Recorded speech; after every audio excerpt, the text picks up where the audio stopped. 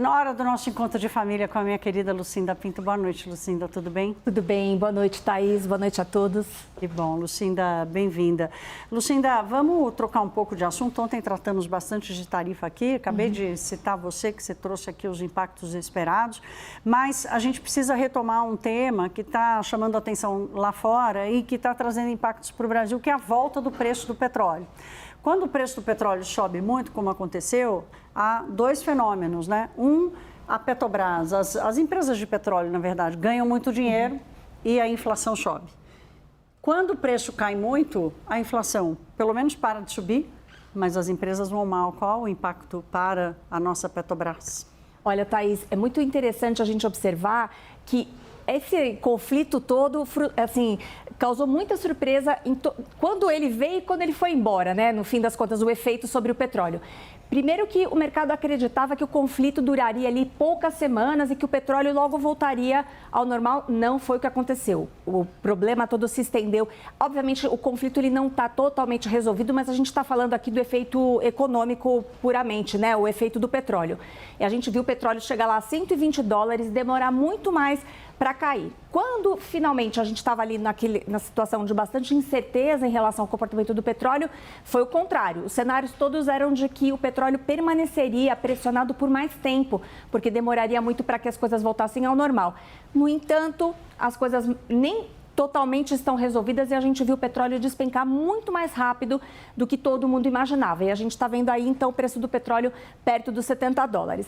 Então, eu conversei com alguns gestores, com pessoas que cuidam de carteiras de investimento, de ações, e tem uma leitura de que, provavelmente, diante desse cenário de petróleo mais baixo, é a hora de dar ter um pouco mais de cuidado na alocação de recursos nas ações da Petrobras. Não que a empresa esteja com problemas, mas aquele cenário muito pujante, muito forte para a petroleira, ele pode ter ficado para trás. A gente está vendo alguns cenários, alguns economistas, a gente está vendo que os cenários muitas vezes não se concretizam, mas o fato é que hoje cenários de bancos estrangeiros apontam para um petróleo realmente mais baixo. Então, o Citi, por exemplo, está falando de petróleo entre $60 e $65 o barril no fim deste ano. O UBS projeta um petróleo médio no ano que vem na casa dos $75. Por que isso? Porque antes do conflito já tinha uma leitura de que havia uma super oferta de petróleo no mundo todo. Além disso, agora com o juro alto, as economias globais tendem a desacelerar ou crescer com um ritmo mais brando, especialmente a China, então a demanda por petróleo deve ficar menor. Mas vamos ver então como é que foi o comportamento, Thaís, dos preços.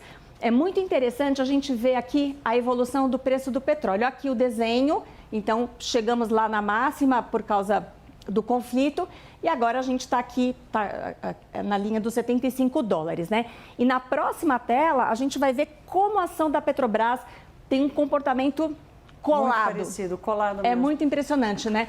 A curva parece até a mesma. Então, a gente viu a ação da Petrobras se valorizar muito por causa desse efeito do petróleo.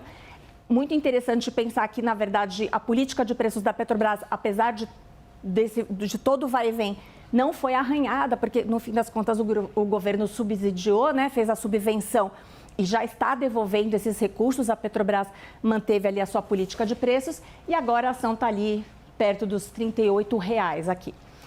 Então, a gente vai acompanhar esse movimento porque a Petrobras é uma ação que tem um peso muito grande dentro do Ibovespa. Então, o caminho para a Petrobras é uma grande pagadora de dividendos também, tanto para o governo como para os seus acionistas, pessoa física e para os fundos. Então, é uma informação bem importante para a gente monitorar nas próximas semanas. Claro, é um movimento esperado. Se a gente for ver a curva de outras petroleiras, vai acontecer a mesma coisa. A Petrobras hoje tem uma situação diferente de caixa, de endividamento, até de produção, né? Sim. Do que quando aconteceu lá a quebradeira, que ela virou a empresa com a maior dívida corporativa do mundo. depois dos escândalos da Lava Jato, em 2014, que ela foi obrigada a manter uma política de preços, praticamente mantendo um subsídio altíssimo, consumindo caixa e recurso para manter os preços dos combustíveis mais baixos do que o mercado aqui.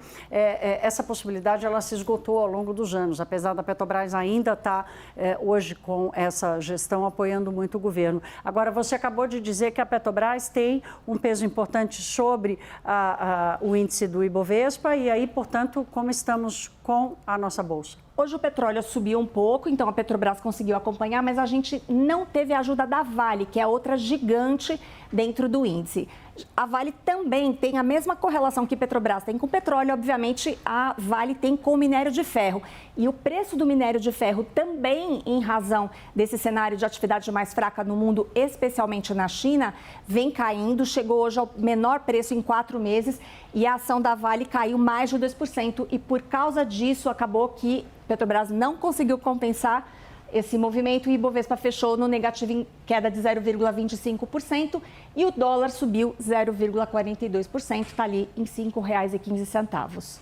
Vamos falar de Copa do Mundo, porque nem afogar mais as mágoas a gente consegue, porque o preço da cerveja subiu. Enquanto o preço da cerveja subiu, as ações das empresas de cervejas estão caindo por causa da Copa? Por causa da Copa, Thaís.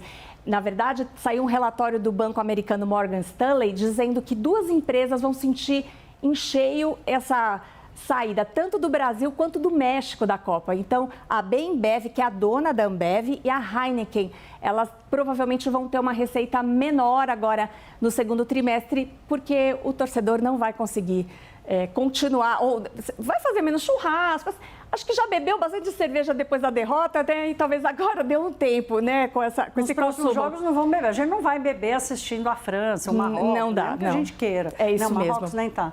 A Ambev tinha projetado um crescimento de vendas de 8% nesse trimestre por causa da Copa e talvez esse resultado não seja alcançado. Então, entre ontem e hoje, a ação caiu bastante e no mês de julho o papel perde 4,67%. Mas haverá outras datas e a empresa há de se recuperar, né, Thaís? Eles são gigantes, né? Sempre. E ninguém dispensa uma cervejinha. Obrigada, Lucinda. Boa noite para você. Até amanhã. Até amanhã, Thaís. Boa noite.